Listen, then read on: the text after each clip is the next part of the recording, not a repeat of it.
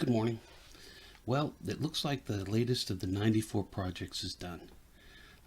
I put some pictures at the beginning of the presentation to remind people what it looked like when I got it, what a mess it was.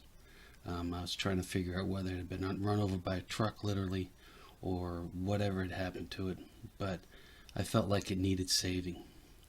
There were a lot of things at the beginning that I was wondering whether or not I was going to be able to salvage them or have to buy new parts or whatever, but actually except for just a few screws and a spring and it's all original. I mean, I haven't done too much to it, so as far as replacing parts. So anyway, so here it is. This is the 1894, made in 1919. It's got a cool butt on it with the butt plate. So, like I said, one of the things that I obviously did was I rust blued it. I'm not going to go too much into the history of the gun because we've done Winchester probably a few times because I do like Winchester, and there's really no point in doing it again. If you want to go back and look at one of my other videos about Winchester and get the story of the 1894 and the Winchester company in general. But anyway, one of the things that you can see the difference in the buttstock. At first I thought that it was really shattered, but it wasn't. It was only broken in three major places. So I got some Gorilla Glue, which is very good for doing gun repair because it kind of expands and it gets into all the cracks and crevices. And what I did was I put the gun stock in a vise, used my screwdriver to screw it, to just put it in there and just turn it so it would open up some, and I put the Gorilla Glue inside. Now Gorilla Glue is kind of thick for going inside the little cracks, so what I did was I took a cup, a large coffee cup, and I put it full of hot water, and I let it sit in there for a while, and the Gorilla Glue thins up pretty good to be able to go down inside. So I got that fixed back to the way it should have been. There was a little piece that was missing that I found, and I stuck it in there, and it seems like it's pretty solid right now. So I feel safer about it now, safer about using it. The tang on the upper tang was bent, and it was bent at about a 15-degree angle. What I did was I took and I wrapped a cloth around it, put it in my vise, and I just bent it, and a little bit at a time until I got it back to where it was supposed to be. Now, once I did that, believe it or not, some of the parts that were inside, like the elevator or loader or whatever you want to call it, started working again. And I think it was because it was bent, it was rubbing. So once it was straightened back out again, it started working just fine. So that's not a problem. Back here there's a weld because there's a crack. There's a small crack right here, but it's been welded with this brass, I guess. They use brass welding. Around, remember, if you look at the pictures, there was some wire that was wrapped around it. That's the old way of repairing stocks, but that's gone. I don't have that anymore. The front handguard, I guess they call it a forestock.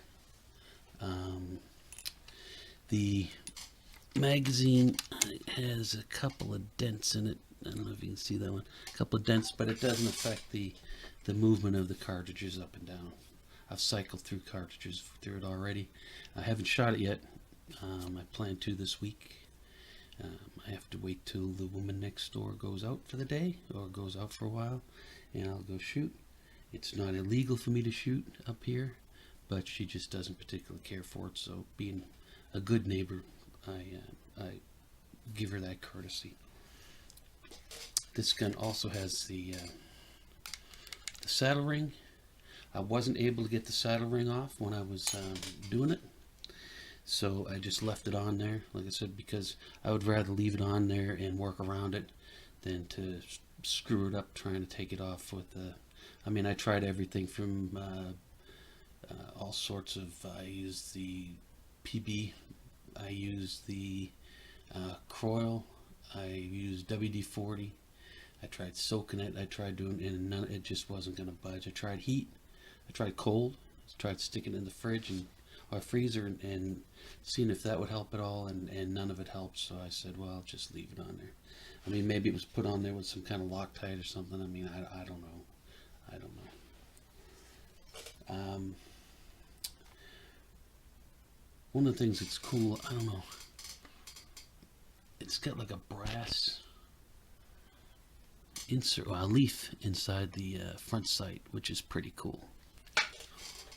One thing that's missing, and you can see, is the rear sight. I was going to get just a plain rear sight, you know, the buckhorn elevator type ones that you see on the 94s. This is a 94 carbine. So I bought one, and it was too long. So it's actually for the rifle, not for the carbine. So in my research, I found out that this particular model, or actually the models of this era, they use the ladder type sights, and I think we went over ladder sight types when we did my steer and a couple of other guns where it's the two posts and you move the sight up and down, and that's where you get your sight. And I thought, hey, that's not bad, but they're about $200, and I'm sorry, I'm not going to spend $200 on this gun. So I may just get just a regular carbine buckhorn sight and put it on there just to shoot it.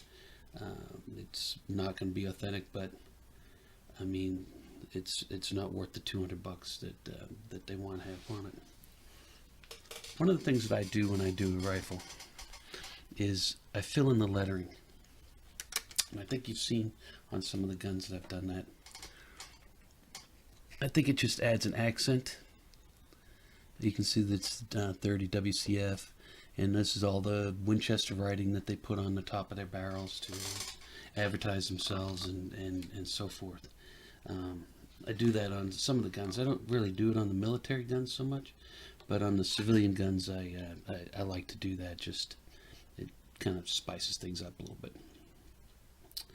One of the problems with the gun, it's an old gun and it's not perfect, is I think in one of the videos before, I couldn't get the little door open to load it. Well, I found that if you just cycle it through one more time, the little door works. This is a dummy round. You don't mess with live rounds in the gun. So, now you can see inside. Well, let's see if we can do it in a different way.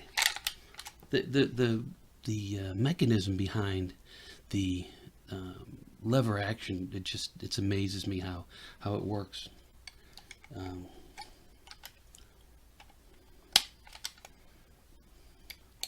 So it won't open.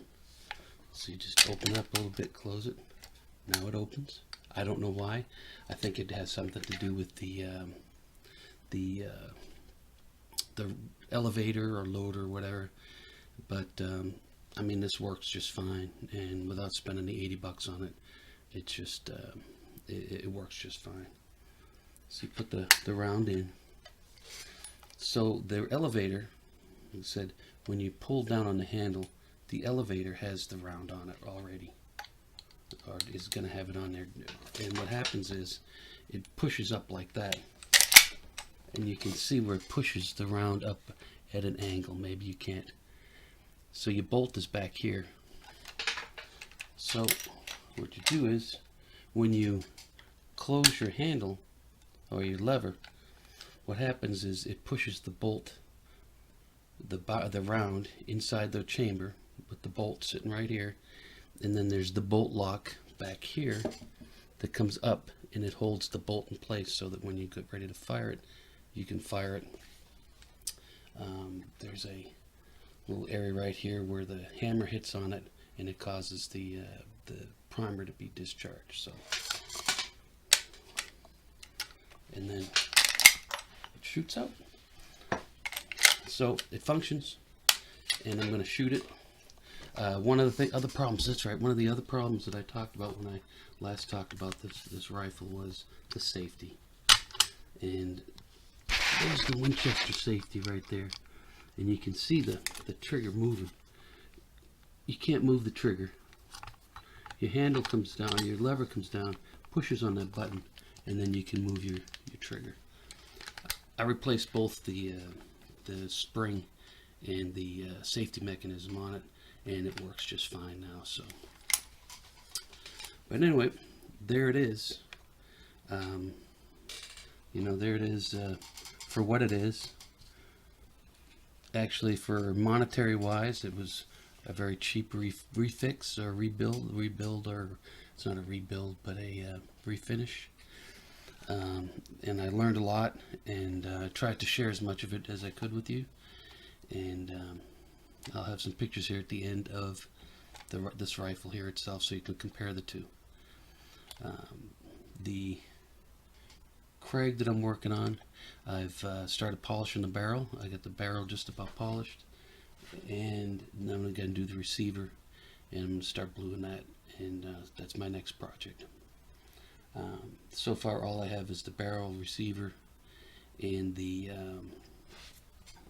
bolt, which we will talk about later, but it's a very unique bolt because the extractor moves around, and we'll talk about that when we do the Craig. But anyway, well, thank you very much for watching, and if you'd like to get updates on my Craig or whatever other projects I'm working on, make sure that you subscribe, and you'll get those updates. Okay. Well, thank you very much.